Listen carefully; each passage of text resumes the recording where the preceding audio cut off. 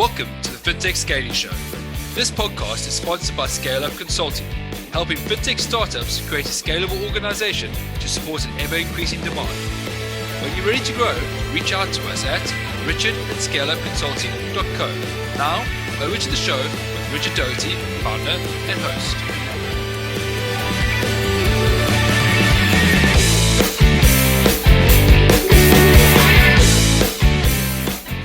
Hello, fintech leaders. Excited today because we have Michael on the show. Michael is the CEO and founder of Bitlevex. And Michael's had a really interesting business journey. Part of the reason why we invited him today on the show. He's worked across many facets of business. He's worked in a finance capacity, a sales capacity, a trading capacity, and also been a board member. And he's currently a board member at a couple of firms. So, extremely excited, Michael, to have you on the show today. Welcome. Hello, thank you for the invitation. It's very kind, and I hope everybody will like the show. Cool. Let's kick off. And always at the beginning of my show, listeners will know that I like to give a bit of an inside track into you as a founder, CEO. So we get to understand you before we go into the heart of the conversation. So, let's kick the show off today with you just giving us a bit of an understanding around what you wish you knew about your current role as a founder and CEO.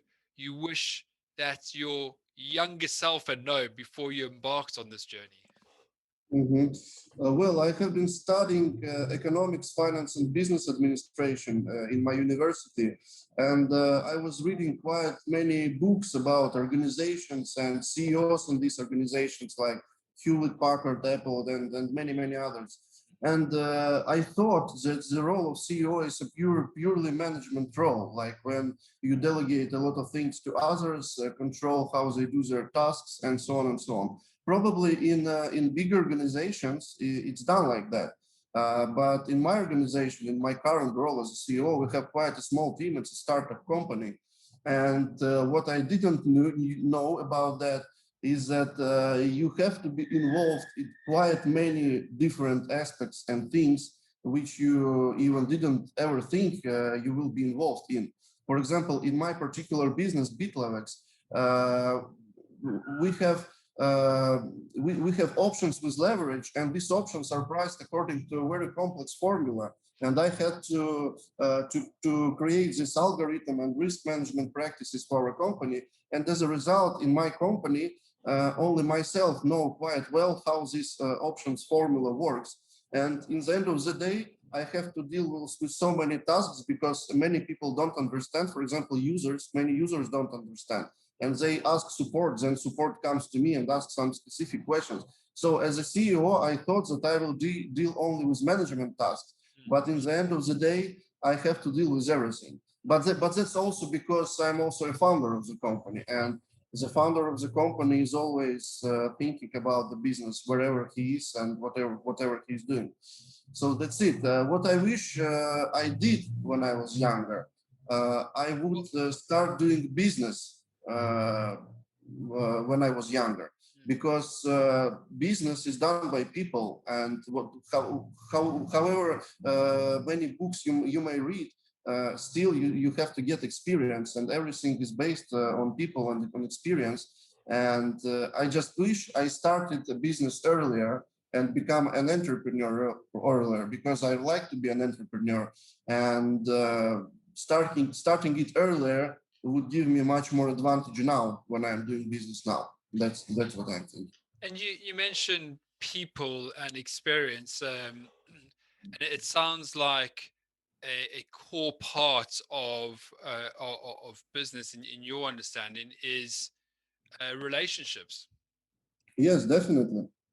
And I mean, how have you gone about building out those relationships in business? What do you think are the two or three elements of relationship building that has helped you as a startup founder? I would say that two main aspects are there, in my opinion. This is honesty. You have to be honest with people, and emotional intelligence. So you have to understand how to talk to each particular person, what to say, what not to say, because it's people are very fragile, and it's very easy to break relationship with people by just saying a couple of unnecessary words or something. And this is very important because in my opinion, it's every business. It's like a relationship with woman. You can have tens of relationship before, but every next relationship will be unique. So you may get a lot of experience, but each person is unique. And when there are many persons involved in one organization or something, it's even more difficult. So everything is about business is about the people. So if you can build and structure organization right, where people are glad to work and they like what they do and they're treated well and they feel that they are respected and so on, then I think that there are very good chances to build a good organization. And you mentioned business is about the people, and if you structure it, well, people will enjoy working in that environment. So I was wondering what you've done at Bitlevex to set up an environment that allows people to be uh, fulfilled at work.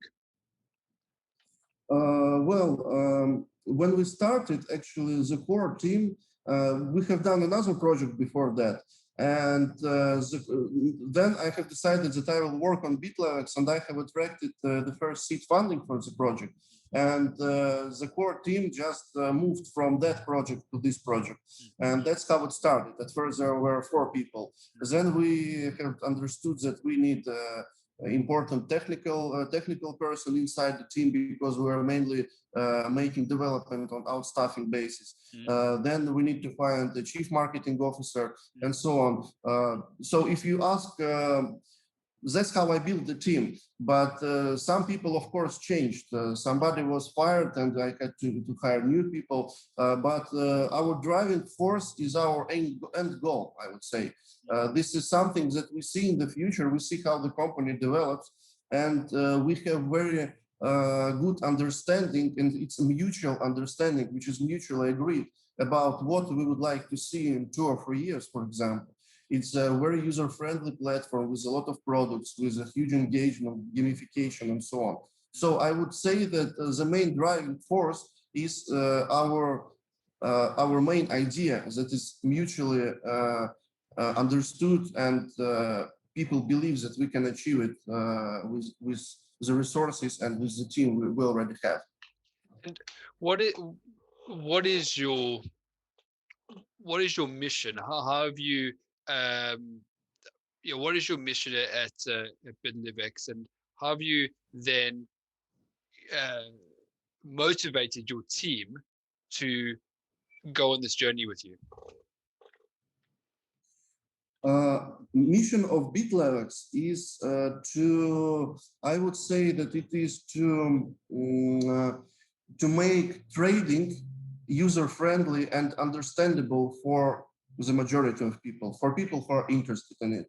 Because I think that very big problem about trading is that it's very overcomplicated in terms of when people speak about it. And for example, look at trading platforms, the majority of trading platforms. A lot of graphics, a lot of different buy-sell orders, a lot of different moving things and so on. And if you are an experienced person and you just want to do some investing, to try yourself in trading, to see how it works, and you jump into such a platform, you don't understand a thing, and nobody educates you. And taking this huge lack of knowledge, not only in crypto, but also in financial market, gives a lot of people opportunity to take advantage of this lack of knowledge. And that's why financial market, unfortunately, is overfilled with different Ponzi schemes and scam projects and so on. So our mission would be to create a user-friendly platform where people can understand what they're doing. And we're planning to do that, and we're doing that by educating people. Our next big step will be Bitlevex Academy, where we will educate people how to trade, how to take the risks responsibly, and so on. These are very important things because I myself, I'm very passionate about trading, investing, and financial market. And I think that it's a brilliant thing. And I would like people the more people to join to understand it. But people will not look at it if it looks very complicated because people like things to be done very easily. And why is educating people on why is educating people important for you guys? Because we would like our end goal is to build a big company with big profit as uh, very pragmatic things in the end of the day for every business, right? In order to do that, we have to gain new users and we have to engage existing users. Yeah. If you are educating people, if people trust you, so people start to do more things on your platform, spend more time on the platform. They understand that you are not just not taking money from them, that you're educating them, and they become like your students, I would say, in other Yeah, words. yeah. This just creates more engaging relationship with them, which we need for our end goal to have the more active users as possible.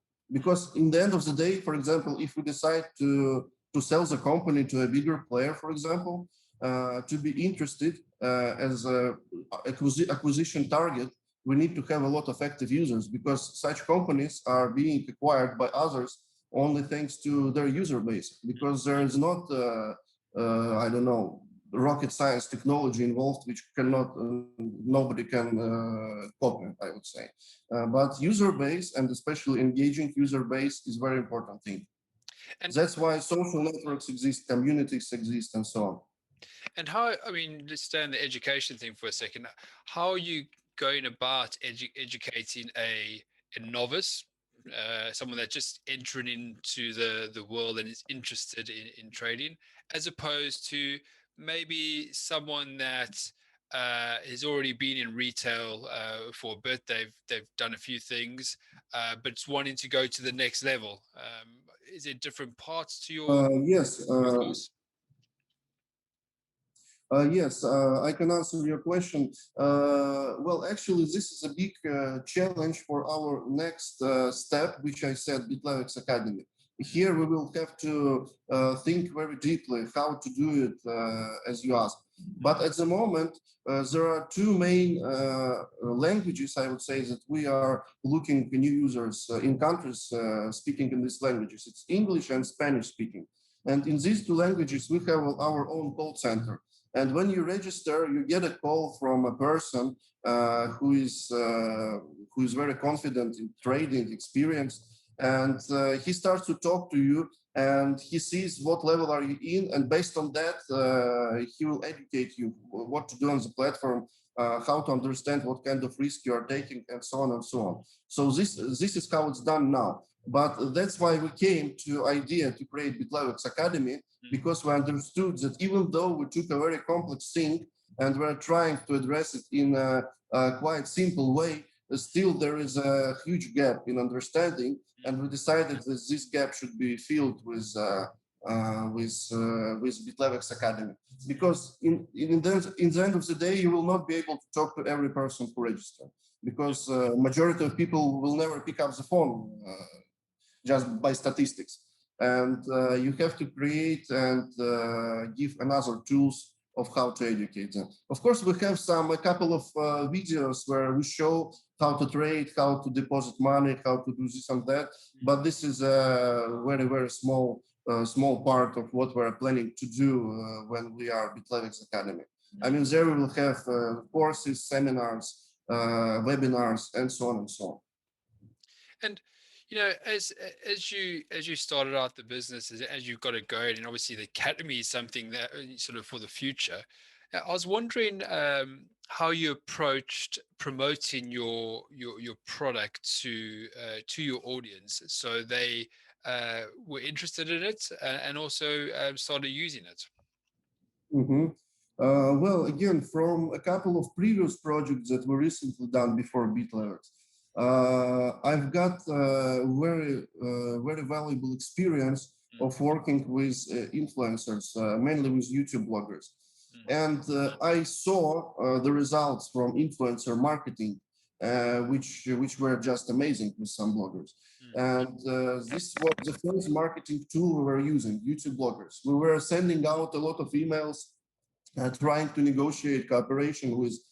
Firstly, we were sending these emails out to bloggers that are relevant to our topic, like investing, passive income, cryptocurrency, and so on and so on. Then we started to send these emails out to bloggers to more wide auditoriums, like lifestyle bloggers, vlogs, podcasts, and so on. And then, so step by step, we have been doing that, and we're still doing that because it's a huge work to do because the number of bloggers is huge. But to be honest, there are a couple of aspects that do not allow to scale up this marketing tool very substantially because it's very, I would say, time-consuming work to outreach bloggers. Then, for example, you write to 100 bloggers, you get 15 replies, and in the end of the day, out of 100, you can negotiate between 2 or 3 maybe videos with 2 or 3 bloggers. But imagine how many emails you have to send out every day to be able to build up this process. And it might take, with some bloggers, it might take 1 week from first outreach to video. With some, it may take 2 or 3 months, and you never know. That's why it's very difficult to scale this up. And we started to work with traffic. So now we combine bloggers and traffic, and this is a very good combination because bloggers, they give very good brand awareness. And actually, it's very creative work with blogger. If you find a good blogger, influencer on YouTube, and if you find a good format with him and you formulate a very concrete and very good message for his particular audience, the results can be amazing. If you miss something, if the message is not right for the audience, people don't understand it, you will get 0 result. But if everything is done right, the results can be like thousands % of return on one particular marketing campaign, but can be 0 also. That's why, as I said, this process is very hard to scale up, but it should work always as a brand awareness thing. And also it gives new users, of course, new user acquisition, but still. So now we combine work with influencers and work with traffic. And this combination works very good. But it requires a lot of investments in marketing, of course. And you say work with traffic. What I was wondering what you meant by traffic. Is that traffic through Google, or what exactly were you referring to? Currently, we're working through affiliate partners. Okay. So with some we share our income, for example. Some we're paying for cost per lead, for example. We're buying leads from particular country. And they work very differently. In the majority of cases, we don't even know how they work because they're using their own funnels, Facebook, Google, everything else. Somebody might have a lot of their own traffic from their own website. So it really depends. I mean, I get new contacts daily about potential partners who are willing to work on traffic. To be honest, this market is very gray. And there is a lot of scam also because everybody wants prepayment. There have been several times when we did a prepayment and got nothing in return. So it's again a very, very shady thing. But unfortunately, in our particular case, it can be done only like this at this point because we can do, of course, we can build our own media buying team. Hire new people, for example, and start do our own media buying, but we don't have experience in that.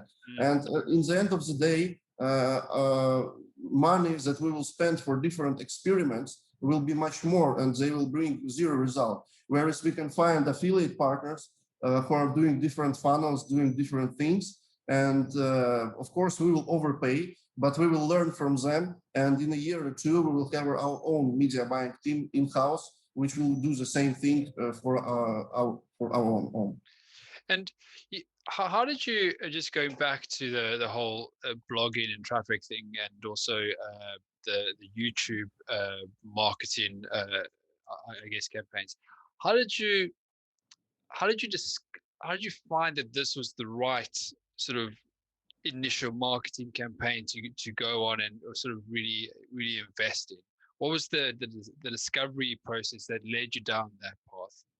Well, to be honest, firstly I found out about it from a friend of mine. They were doing a project, and we were just over the beer. We were discussing different marketing activities and so on, what can be done in IT projects. And he said that they have recently tried YouTube Blogger. They ordered review of their platform, Mm. and it boomed. Like they had thousands of people registered on the platform like overnight. And I said, oh, okay, we have to try it also. And we have tried. And with many bloggers, I have seen quite a similar result.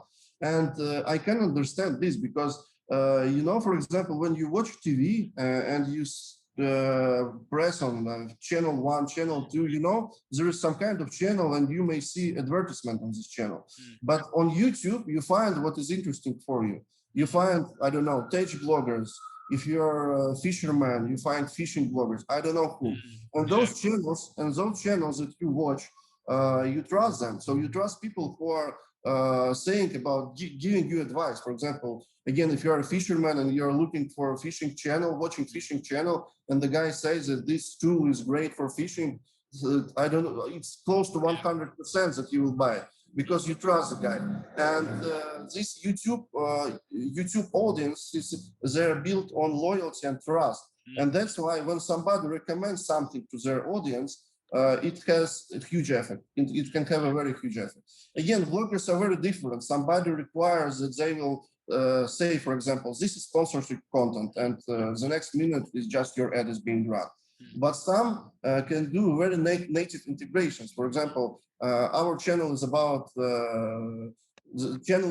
I don't know, lifestyle blogger student from California. I don't know, and he makes a video about his passive income streams during COVID, for example. And he says he has a flat he's renting out. He got some money from there, and then he natively integrates Bitlevex as a investment platform where he's making some money. For example, it's just an example. It can be, as I say, very creative work. With every blogger, you have to find a unique way how to approach his audience. If it's done right, then you will get a good result. Okay, yeah, it's extremely interesting, and I guess at during this process of working with bloggers or YouTube influencers, you also in a way strengthening your place in the market, strengthening your brand in the market because people are talking about you, people are then seeing you, and people are then coming towards you. Yeah, definitely. In some countries, we have very, very good results in terms of registrations, especially in India, for example. In Philippines, we got some bloggers which gave extremely good results in terms of registrations again. But these guys don't have too much money to invest, unfortunately. But still, they were interested in the projects. So yes, it gives a lot of awareness, and that's what I'm saying. That this blogger market is also growing very fast. There are a lot of new bloggers working, and that's what you have to do all the time, and to keep this brand awareness going. Because also financial projects require trust, and this trust is being built by years. If you are a financial project, the company started a week ago, I doubt a lot of people will trust you much money. They will not just invest this much money. That's why you have to keep the ball rolling with the bloggers all the time, and so that people understand that you exist, that everything is legit, and everything is good, and so on. And what as you build out this part of your company, at what point do you think you'll bring this knowledge in house? You mentioned sort of over a year or two over a year or two you should find out that you've got the right skills, but do you have someone internally that's working directly with the bloggers, or is it yourself? How are you making certain that the knowledge transfer happens and takes place from sort of freelancer to internal knowledge and power? Well, at first I was doing it myself because I still consider it to be one of the main things to do. Because, uh, for me, there are three main things I'm thinking about Bitlevex that take my mind, I would say. Yeah. This is how do we get new users? Yeah. How do we improve engagement for registered users? Yeah. And how do I attract more capital for scaling? These are three things I'm thinking of. And working with bloggers, it's the thing that actually brings us new users. And this is very important thing. At first, I was doing it myself, but as I said, it's a very time-consuming thing. And I built the structure, how it should be done. I have written the outreach letters, the letters to follow up, and so on and so on. And I started to give it out to other employees also, to chief marketing officer and to junior marketing. And I'm also talking with bloggers right now, myself also, but very little and with very big ones. For example, I find those where fail is not an option, I would say, where I would like to negotiate myself, and I know what to expect. So where there is the biggest responsibility, I take it on myself. But when we have the list of, I don't know, 5,000 contacts, which we have to outreach, this is done by the team, by junior specialists maybe. If the case is unusual, because usually, as I say, you send out to 100, you get 15 replies, five of them is no, 5 of them is tell me more, 5 of them is this is my price. And you know exactly what you have to do in each particular case. But sometimes the cases are unusual and the offer can be unusual. And we discuss it just usually brainstorm what to offer, how to offer, because many bloggers have many channels. There are bloggers who have 5, maybe 10 channels, for example. And they offer bulk offers, combined offers, this on this channel. Besides that, they're also selling their other social media, for example, Instagram and Facebook. They can provide a bulk offer for all social media and a lot of different things. So it's very, very customized, and as we're also flexible, that's why we try to negotiate with each particular blogger separately, mutually beneficial conditions. And outside of sort of the blogging and YouTube world, I mean, how else do you create and distribute content that engages with your audience, so they obviously are aware of you guys and what you offer?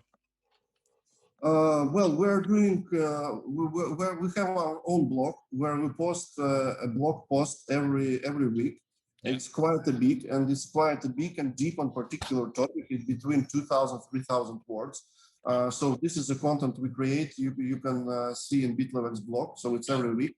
Every week we send out a newsletter to our users with hot news about cryptocurrency market over the last week.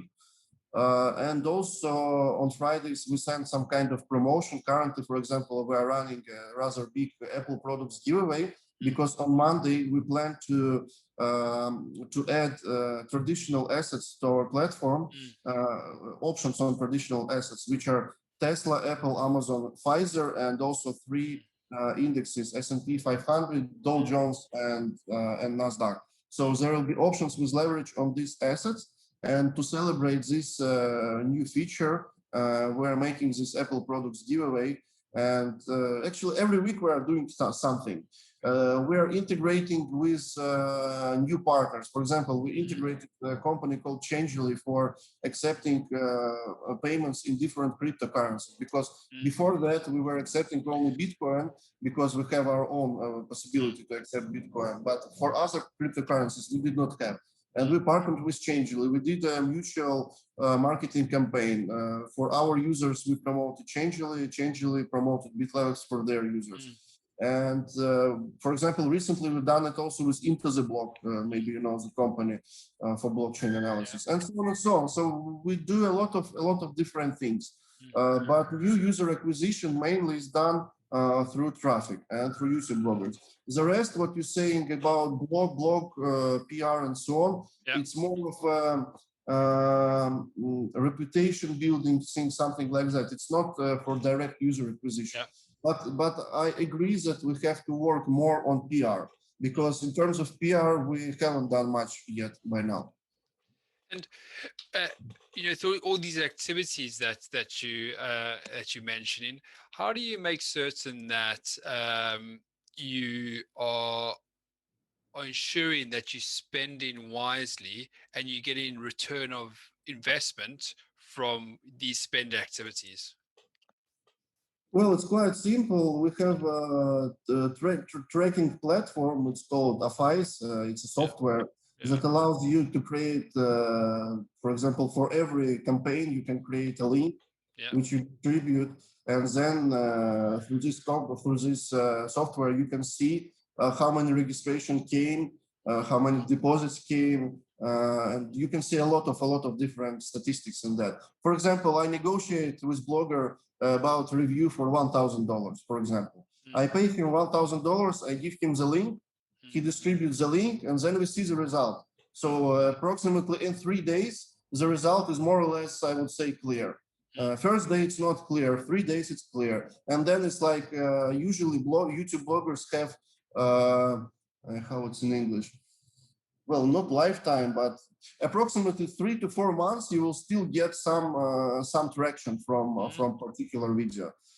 It also depends how often a blogger uploads the video. For example, there are bloggers who upload the video every hour. Somebody uploads once per week, and it depends. But usually after 3 days, everything is more or less clear if the blogger was good or not. And then we see how much money was deposited in the platform, and we compare and we see what is ROI of this investment. And as you, I guess, as you look at different parts and other parts of your business outside of sort of the PR, marketing, and sales side of things, how do you view leadership, and how do you how have you acquired the ability to lead a growing team? Well, I see the leadership as the ability to address common goals to all the people and to motivate them to move towards these common goals. I would say this is the main thing the leader should do. And I have recently seen a picture, probably on LinkedIn, not the comparison, but the difference between the leader and boss. We've all seen it. It's on LinkedIn every week now. Yeah, it was a very good picture. So people should love what they do, and they should be willing themselves to move further, and not you who is standing behind them and pushing them to move forward. It's how it should be done. So as I said, it should be done through this relationship building, through emotional intelligence, understanding of what is important for a person. And of course, it should be teamwork. And of course, the CEO and the leader should understand maybe even sometimes personal problem of people that might face, and also anyhow help to resolve them. Because whatever happens at home still can be reflected at work, if it's something negative, especially. And that's interesting points you bring up there. Just bringing into the understanding your employee, well, your team, not just your employees, understanding your team and also understanding their situations. And as a leader in a growing company, how do you manage that? How do you manage your work-life balance and also the work-life balance of your team? Well, I cannot manage work-life balance of my team. I can only help, but usually what is help? Usually just to listen to a person, because if of course there some direct involvement is needed in terms of, I don't know, money or something, if a person needs help, of course it's a very easy thing to do to help him. But when it's a mental problem, I don't know, personal, a person broke up with his wife, for example, or something, then he just wants to speak out, and you just need to listen to him, even though you might have tons of things that might be more important for business now, but how employee will be treated by you in this case is very important for further relationship with him, and that's why sometimes it's just required to be listened. But for me personally, it's probably the most difficult thing, because I am married and I have two daughters, 5 and 1 years old. And of course, they require much attention from me, attention and time. And it's a very difficult thing to do, because I am very busy now. I am overfilled with different tasks and so on. And yes, I'm trying to find this balance. And sometimes I do this, sometimes I cannot do this, but I try to do it. But probably the most difficult part is when you're also a founder and CEO, as I said, that you live and feel every aspect of being a CEO and founder, like every positive and negative aspect that happens in your company, you feel by your skin. And this is the most difficult part. When you can do anything, I don't know, lying on the beach on Saturday summer day, and you're still thinking about different things that happens in your company, and you think how to improve this and that, how to do this and that, and this is what takes your mind, not just something. It's, in other words, it's difficult to be here now, as they say. Yeah. You know, I have recently seen a short YouTube video from one interview with Elon Musk when he was asked about how did he make his decision when he was running Tesla, SpaceX, and Solar City at the same time. He had three companies, and those three companies have been in very bad shape. This is even before the first successful launch of SpaceX, and Tesla was financially, all the three companies were in very bad shape. And but he had some money left from his exit from PayPal, and he had to decide which company to invest into further to make it to survive, in other words. And he decided that he would invest in all three companies. Other entrepreneur probably would invest in one and give this one a better chance to survive rather than invest in three and probably none of them will survive. But he said that he invested in all three, and actually all three of them survived. But I liked his analogy, what he said. He said that when you're making a business and when you're a business owner, you treat business like your child, and you will not leave your child without food, won't you? So this is the same for company. Money funding is like food for child. So that's why you always think about your company not being run out of money, so that you could always feed it. In other words, it's just an analogy, but I liked it very much because that's what you really feel when you're a business owner. Yeah. I totally agree with you. It's a very good analogy that you bring up. And I guess part of being a business owner and part of sort of going down that path is also, you know, having to make decisions, whether they're easy decisions or tough decisions, strategic decisions. Yeah. So it would be good. I mean, how have you approached making these decisions in your journey as a business owner, as an entrepreneur? Well, it's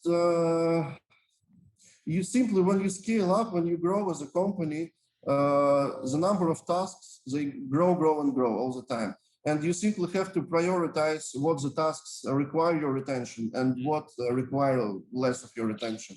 And you understand what should be done by yourself, and you do it.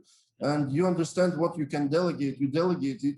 And of course, for me, it's quite difficult to delegate things, to be honest, because I myself have very high quality standards for work to be done. And I'm looking for these quality standards in other people, but it's very difficult to find. So you have to find a trade-off, what you can accept and what you cannot.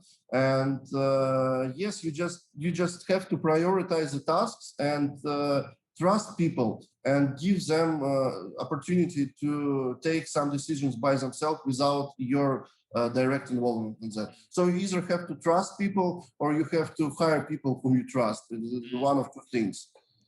And give them you mentioned we give them the ecosystem to learn and grow. I mean, in that part, I mean, how do you how do you guys build up and train up people that are new team members that are coming into the business?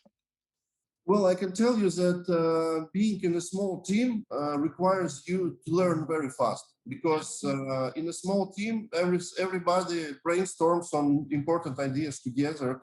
And in order to be able to brainstorm on each particular idea, it can be related to user engagement. It can be related to one specific UI thing on, I don't know, on the platform, for example, yes? And a lot of different things. In order to be able to talk about this with the team, you have to understand what's going on. Otherwise, your opinion will not be treated well because you just don't understand the thing. and this is important. And to be honest, I have quite many people who are willing to work now in our company because, for example, especially quite junior developers, because they know that they will learn a lot for 2-3 years working in company like ours, Yeah. rather than they will, for example, go to a huge giant like Accenture, for example, Yeah. and they will be a very small junior developer, and they will not be given any important tasks. And this learning process will take them much more time rather than being in startup. Yeah. Of course, in startup has its own drawbacks because it's more risky to work in startup because it's like the corporation will probably exist for the next 10 years. Startup, you never know how long it will exist. So that's why. So that's it. Yeah. You make some good points. And as you look towards the future, what factors are you considering, and what questions are you asking yourself as you scale up and move forward? Well, as I told you, three questions I'm thinking of constantly: how to get new users, how to Yeah. engage users, and how to attract funds. That's three questions I'm thinking all the time. Uh, about these are probably the question because all the other questions arise from this question. For example, when I think about engagement, about gamification elements in our platform, what I'm willing to do, again, it's connected to point number 2. So how to improve engagement of users. So whatever other question is one of these questions basically. So I was quite concerned about crypto stuff in general because this is legislation in every country is different, and I was concerned about how it will be approached by each particular country because I was afraid of having huge overhead costs and so on for structuring business in a way that I would be able to work in the majority of countries. But to be honest, I don't see any. Maybe 5 years will pass and something this will be more important, but I don't see any problems in this field. I thought that they will exist, but I don't see too much of them at the moment. And moreover, we're moving, as I said, from Monday we're adding new assets, and we are moving from this from being a crypto company, which how we're treated right now on the market, to being just an investment platform. For example, I consider eToro investment platform as our main competitor because they're doing something that not all, but something they're doing is something we're also planning to do. I mean, this making it very user-friendly and very user-oriented because they have very user-friendly platform, and it's very easy to understand how to trade on their platform rather than, as I said, on these platforms that exist for 20 years and so on. I hear you. And as a founder and entrepreneur, there's always a willingness to continue to learn and grow up and make certain you're at the forefront of changes. And in that vein, I mean, what book or podcast or YouTube channel or blog or newsletter can have you recently read or are reading right now or listening to that you think would be useful for our listeners as they either embark or midway through their scaling journey? I would recommend one book which I'm currently reading, and I'm actually reading it for the third time already. It's a book by Peter Thiel called 0 to 1. And it's a book about, in a couple of words, about that there are actually 2 stages of every innovation, if to say. 0 to 1 is when you create something completely new and you move from 0 to 1. And from 1 to infinity is when something already exists and you just improve it, make it look better or something like that. And technologies that are 0 to 1, they have possibility to become billionaire companies, like companies valued in billions. I mean, to create a technology which will be a paradigm shift or something. And if you think about, if, for example, if you're in an investment fund and you have, I don't know, X amount to invest, and if you invest in 10 companies that are working in status of being 0 to 1, I would say that even if one company is successful, then you will be a successful fund. but because there is almost no competition and so on. But okay, read the book. I advise to read this book. It's a very good book, and it will give insight to everybody, his own insights, I think. Awesome. Yeah, that sounds like a good one to read. And listen, before we wrap up, how can people get in touch with you? Maybe also get access to the platform and the team at Bitlevex. Well, people can get in touch with me on LinkedIn, for example, or I don't know if you share any other information like contact information. I can share something else. Yeah. But regarding Bitlevex, the registration is open for everybody, so you can open an account and see if you are from English-speaking or from Spanish-speaking country. I promise you will receive a call who will help you to understand what's going on there and will help you to open your first trades on it and so on. Cool. Okay, mate. It's been an incredible show. I've really enjoyed listening to some of the insights that you shared with us in and around growing your team, leading your team, and also some of the cool marketing campaigns that you've embarked on as you go on and grow your company. So, thanks for taking the time. It's been amazing. Great show. Thank you, Richard, very much for the invitation. Good luck, everybody.